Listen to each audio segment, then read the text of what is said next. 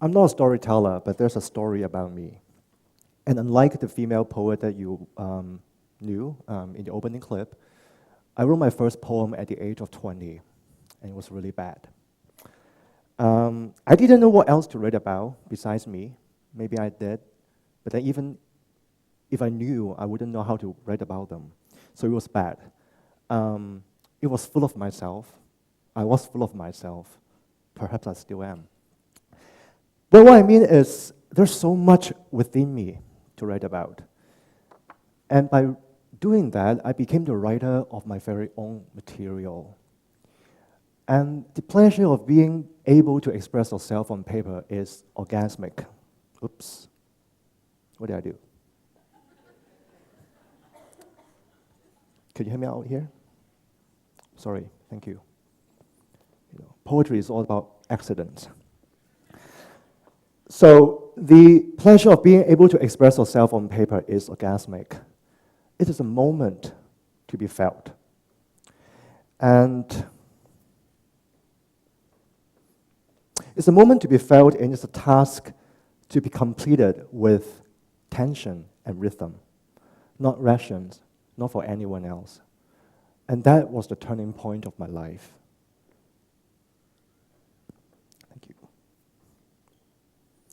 The turning point happened because my feelings, for the first time, were invited, validated, and evaluated in the English classroom.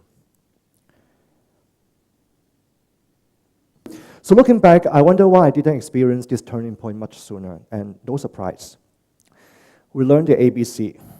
We learned the he, she, it. We learned the why, the what, and the how. And what we were given in return in assessments were literally crosses and ticks.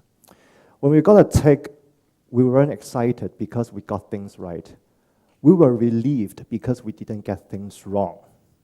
And when we get a cross, of course, we were told to correct the mistakes until we got them right.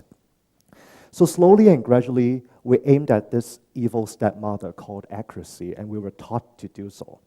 Meanwhile, there's so much that's not mentioned to us in an English language classroom. One of the many things that's not mentioned in the English language classroom is ambiguity.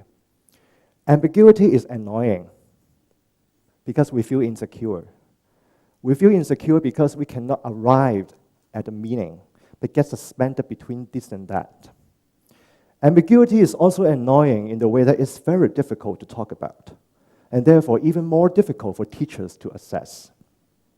Students know the word road, and they know the word patience, but they have problems understanding this phrase, road of patience, by a Polish poet, Adam Zagaduski. And take Beidang's translation as an example. He defined labor as arms encircling the earth. Ambiguity is not the opposite of clarity. Ambiguity is in fact clarity exercising its best by going beyond the literal. Ambiguity is confusing because it takes a different route in describing what we have already known. Excuse me. So it is the route that we are not comfortable with.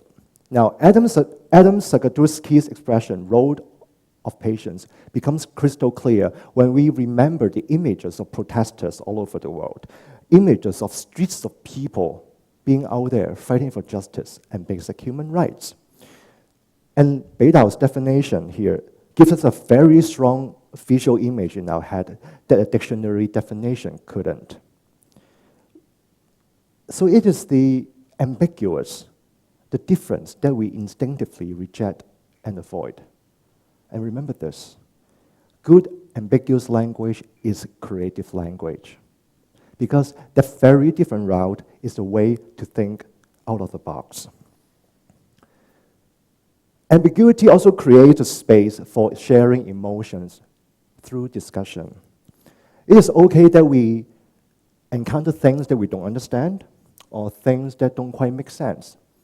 But have we given the room to the students to talk about what ambiguities mean to them, how they feel about them? Have we shown them to ask intelligent questions? How can we prompt them to ask intelligent questions? And more importantly, have we ever told them that language can be felt as material, like fabric, such as chiffon, velvet? We all feel tired every Monday, right? We all feel stressed when we have too much on our plate. And we feel necessary when someone we dearly love cry in our arms. But it's so odd to me that once an English lesson starts, at least in Hong Kong, the fact that we are individuals filled with emotions is immediately discarded. As if there was really a switch for that. And that, to me, is a true meaning of robotic learning. Poetry isn't dead. It's always been here. You watched an opening clip about a wonderful female performance poet. Rachel's presentation quoted Maya Angelou, and you have this poet standing here talking to you. Interesting, right? So poetry is not dead. But together with the poets, it is underrated and under-discussed in the public domain. Dennis Smith's poem called Alternate Names for Black Boys, you can easily find it online. It is a list poem. The poet doesn't use lines to tell us the sufferance of being an African American in the States right now. So he uses a list. And some items from the list are ambiguous metaphors, revealing the racial tension. He describes being a black African American right now in the state is like smoke above the burning bush. It's like an oil-heavy starlight. And finally, a mother's joy and clutched breath. These metaphors not only tell us the pain of being a black person these days in the United States, they are written out of pain because they take a very different route in confronting and corresponding to racial discrimination. And only through discussing these ambiguities that readers can understand the lives of people who are different from them. Trust me, it works. Because what ambiguities mean to us is so diverse that we can understand them very differently. And when we discuss them, we're doing something very, very important. We are bringing in the life of the other and ask ourselves, how do we matter to them and them to us? And that is the origin of empathy. So, this one. So I found that last year, not long after I won the Lambda, and people started talking about me online, especially in the Golden Forum. Not a lot of comments, but they were interesting. And one of the comments said that,